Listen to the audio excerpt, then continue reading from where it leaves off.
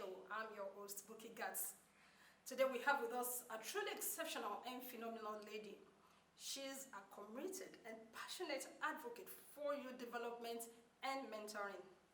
She is the founder and president of Strategy for Mentoring Initiative and Leadership Empowerment, a non-governmental organization she established in Nigeria in 2011 and in the United States in 2017 to equip the youth with requisite knowledge, good values, and insightful tips for personal development. Our guest today is an NGO representative with the United Nations Department of Global Communication and with special consultative status, Economic and Social Council. She is an alumni of Harvard University, John F. Kennedy School of Government, and a member of the Board of Trustees for International Third World Leadership Association. In an exceptional and phenomenal way, please welcome with me Mrs. Bimpe Bamgbose Martins, aka BBM.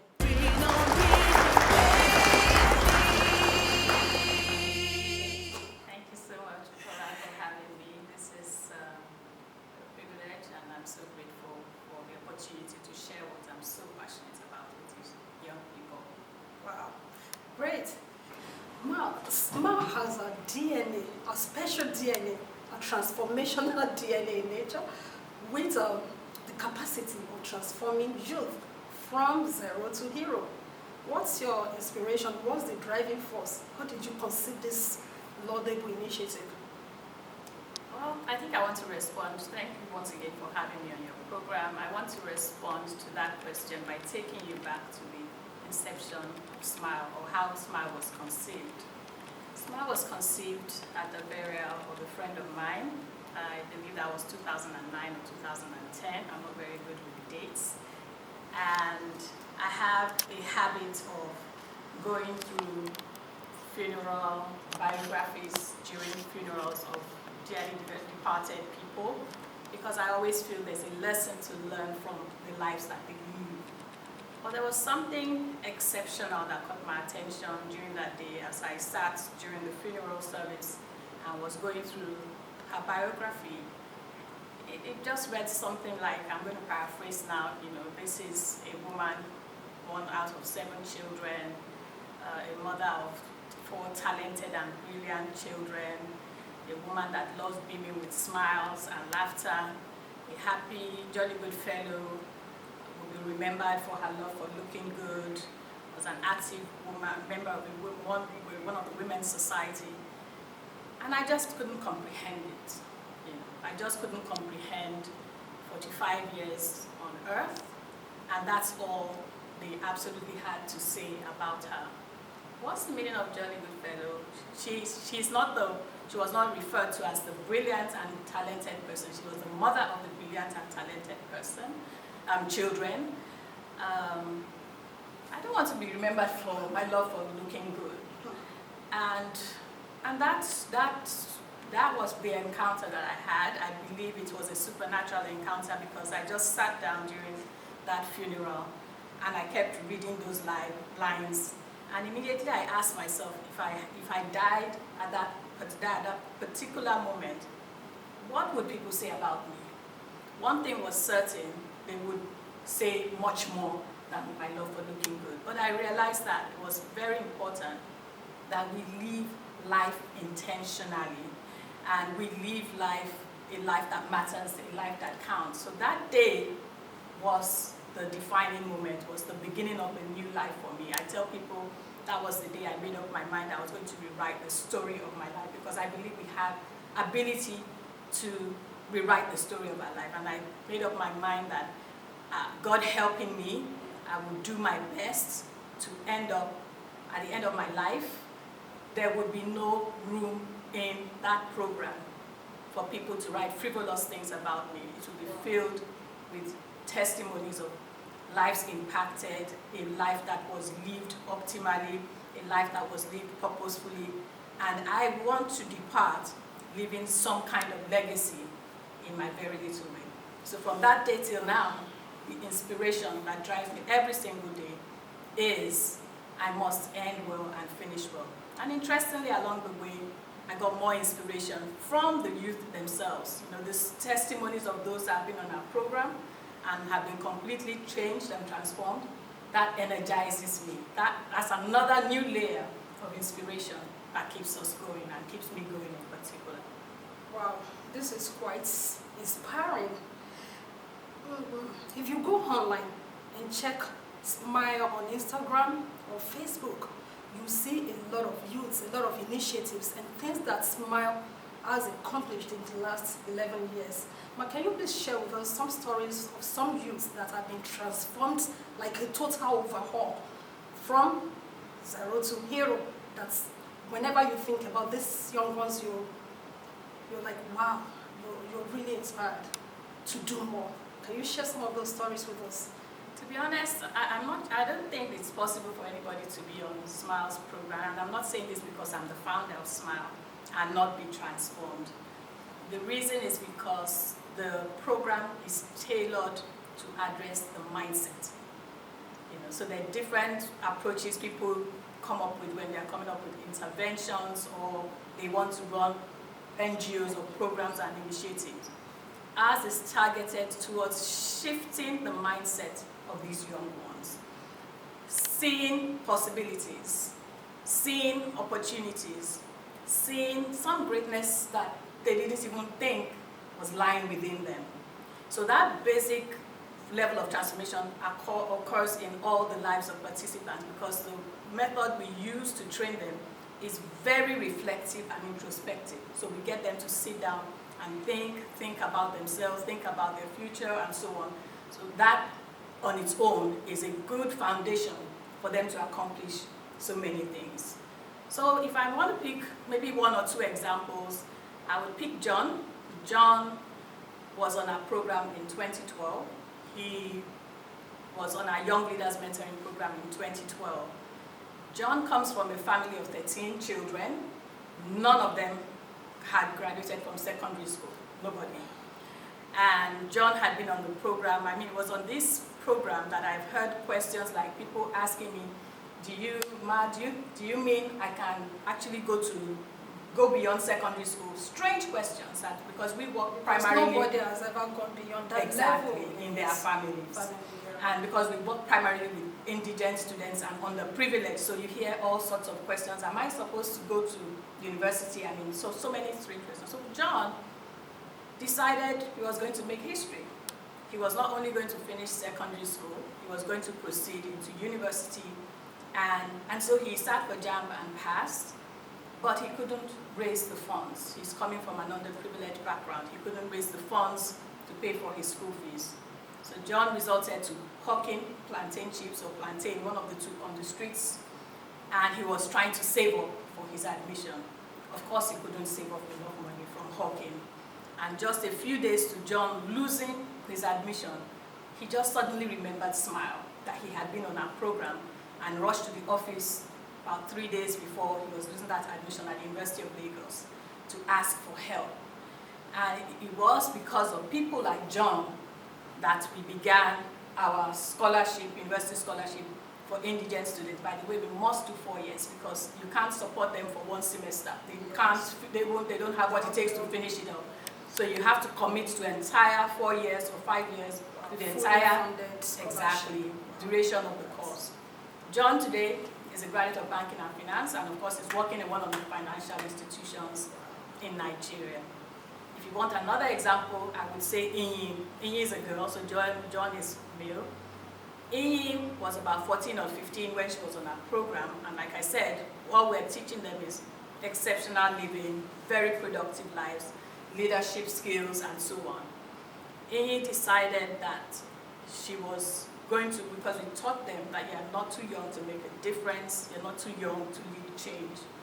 And Inyi decided that there was a problem in her school she wanted to address.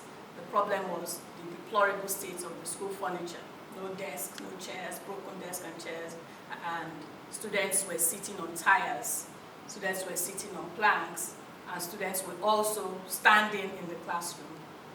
So Inyi thought there are two big companies within her school proximity because our school was situated in a very, highbrow area, even though it was for underserved students. And she went along with her peers to one of the companies, to 2-3 companies, soliciting for support for chairs and donations of furniture for her school. You won't believe this 14-year-old girl kept going to those companies for about 10 months until those companies donated about, I think, 100 chairs and desks because of the 14-year-old that kept going there for 10 months. Inyi left her school, she's in Uniben now, but left a legacy behind at the age of 14. Those are people that inspire me and keep me going on this journey. Well, this is a story that is worth listening to over and over again. And as a United Nations representative and at the Department of Global Communication, what general advice would you give to Nigerian youth? My general advice to Nigerian youth is to please embrace their uniqueness, okay? You first have to make an effort to be self-aware and embark on the journey of self-discovery. I think the era we're in now is the era where each person needs to project their uniqueness. I can't do what you're doing right now because that's not my area of strength. You probably can't do what I'm doing. And so we encourage, through our programs, young people to celebrate your uniqueness, understand your own strengths, your interests, your passion, and so on, and be comfortable in your own skin. Then you invest in developing what you found out that you're good at, you're interested in, you're passionate about. When you do that, you make sure that you position yourself in such a way that you stand out. You know, this era we're in, academics is not enough. It's not going to cut it. It's skills. The whole world, organizations, the world, we're looking for problem solvers. So we need to go beyond what we're being taught in school. Exactly. Or what you are being taught in school. Exactly. You have to invest, go a little, an extra mile. You go an extra mile to add value to yourself into whatever you find yourself doing. Yes, and which is skills. So problem solver, analytical skills, the critical world thinking. is actually looking for problem solvers. Yes. In any unit, absolutely. any unit at all. Absolutely. Thank you very much for being on this show, and we are not done. We still really want to learn more from you, and we're moving on to your core values. When you look, if you know S.M.I.L.E, I won't tell you, but I would like you to actually visit the website. You will see some things, but we want to hear directly from Mrs. Bimpe Bamgbose Martins. What are your core values? What can we learn from you? There are quite a few. One that is more pronounced is excellence. That's attention to details. Excellence, being able to go above and beyond the norm. I don't like mediocrity, and so in everything that we do, we always put the extra effort into it. Another one is being visionary. We have a very, very clear idea of what we want to have happened to any young person that has gone through the program. So we can see the future that we want for the organization. Diligence, hard work, focus, we're very focused. Integrity, we say what we, even when we're starting our programs, we say it's 9, it's 9. So we say what we may, and we do what we say, and we stand. Integrity is very, very critical. Commitment, I am completely sold out to this vision. I see myself at 80, still in youth development, so I'm going to be doing this for the rest of my life. So there's a clear-cut passion too. That passion, I'm self-motivated. I don't need anybody to encourage me. I can encourage myself because I have enough passion for what I do to continue to do it selflessly for the rest of my life. So those are a few of my core values. Well, in no particular order, I would like to have a recap of your core values. We have commitment. You have to be committed to whatever you have chosen to do. It might not be NGO, it might be something entirely different, but you need to be committed, passionate, and you have to be visionary, right? Visionary. Yes. Visionary. You have to be visionary. You need to have a clear-cut idea of what you intend to do. You know, it's one thing for you to have an idea, but it's another thing to have a clear-cut idea of what you intend to do and how you intend to achieve it, then you need to be focused. And integrity is another one. And I think that it's a bit lacking in our environment today. But you need, if you want to run any business, whether an NGO or a profit organization, but you need to be very, very key on integrity, because people want to deal with people of integrity. And also you mentioned excellence, attention to details. Paying attention to details is very key. Whatever you're doing, you need to pay attention to details. These are things that if you go online, I repeat, you need to go online and check out S.M.I.L.E or visit the center, or if you know any young person that needs this personal development or mentoring, these are the things that make S.M.I.L.E tick. Thank you very much for honoring our invitation to be on this show. And before we go, I'd still like you to please give a word of advice to other NGO, other people running an NGO out there. All right. So I would say from personal experience, I know that passion is not enough. A lot of times we just have a burden and then we go and start something. That's not enough. So I had to go back to learn. I had to go back and get some certification programs, because whatever we're doing, I see a lot of people don't do it professionally. We run this NGO like we're running maybe a bank or some proper institution with all those details. A lot of people think because you're giving back, you don't need to put so much into it. That is a wrong notion. And the problem with that is you're not likely to get the results that you put out there is the goal and the objective of your organization if you are not very thorough, very methodological about what you're doing. And besides, those are things that attract international organizations. The fact that your impact is clear. I hear a lot of people having programs and activities, but they are not transforming lives. So more noise, less transformation is what we're conversant with. So again, passion is not enough. Please take to be methodological about what we're doing. Yes. Do it professionally, the details, make sure you go back to learn. Yes. On whatever you're doing. Yes. You need to learn more, invest in whatever you want to do. Yes. If you need base certification, you need to do all that. And then make sure that you're compliant. So all the best practices that you have to be compliant. Compliance is key. You need to follow. If you need government registration, you go ahead and register. If you need to become a member of a particular set dealing in that area, just go ahead and do it. Whatever is required for what you're doing, you need to comply. So this, if I might quickly add, please, because this is very important to young people, and that is the fact that character and reputation is everything. I need them to know that nobody puts skill over character. You can be good with something, but if you have no character, you're not going to last in those positions or get those opportunities. So for young people out there, please invest in the quality of persons. Your character and your reputation is everything. Thank you. Well, someone mentioned that character is like a spare tire. You can't travel far without it. So if you are going to go far in life, character is key. All right, and this is where we draw the curtain on today's exceptional and phenomenal lady show. Remember, if you are yet to subscribe on this channel, please go straight up and click on the subscribe button, and also follow me on all my social media handles. Till I come your way, the next video, remain exceptional and phenomenal always. I'm your host, Muki Gats. Bye for now. You're an exception.